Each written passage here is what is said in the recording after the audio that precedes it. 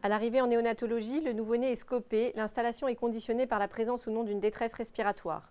En l'absence de détresse respiratoire, le nouveau-né est installé en grand lit ou sur une radiante en décubitus ventral. Une première évaluation clinique est faite, en particulier évaluation respiratoire, morphologique, aspect de la fente, position de la langue, évaluation neurologique, recherche d'éventuelles anomalies pouvant évoquer une forme particulière de séquence de Pierre-Robin, Robin syndromique ou associé.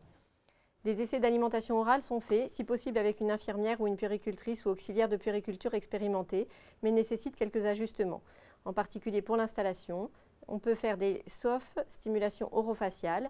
Le choix de la tétine est important, une tétine souple en silicone, si possible, un lait épaissi, lait maternel ou lait premier âge, de l'inexium. Régulièrement est proposé car ces enfants ont des reflux souvent occultes. En cas d'échec, après plusieurs essais ou si refus, ou si hypoglycémie ou autre raison médicale, une sonde nasogastrique sera posée.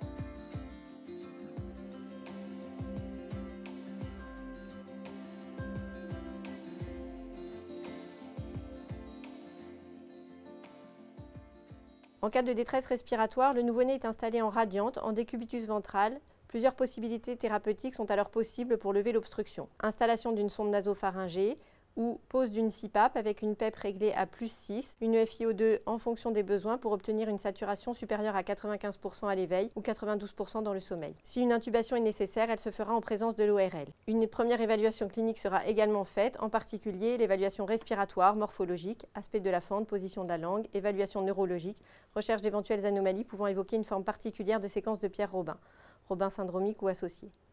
La sonde nasogastrique est posée d'emblée, parfois même depuis la salle de naissance. Le nouveau-né sera alimenté alors soit par du lait maternel épaissi, du lait premier âge épaissi ou du lait premier âge AR.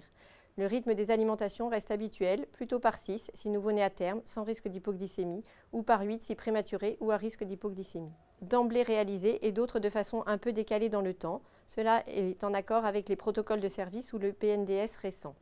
La radiographie de thorax sera réalisée avant 24 heures en fonction de l'état respiratoire, également une gazométrie veineuse dans les 24 premières heures. L'évaluation du syndrome obstructif sera faite grâce au Syntec dans la première semaine et sera répétée en fonction de l'évolution. Il est important de se donner du temps en postnatal afin d'évaluer l'état respiratoire de l'enfant, son sommeil, son alimentation et sa croissance. Il ne faut pas se précipiter. Le temps d'évaluation est d'autant plus important qu'il existe parfois une phase de lune de miel. Le reste du bilan sera programmé tranquillement sans urgence.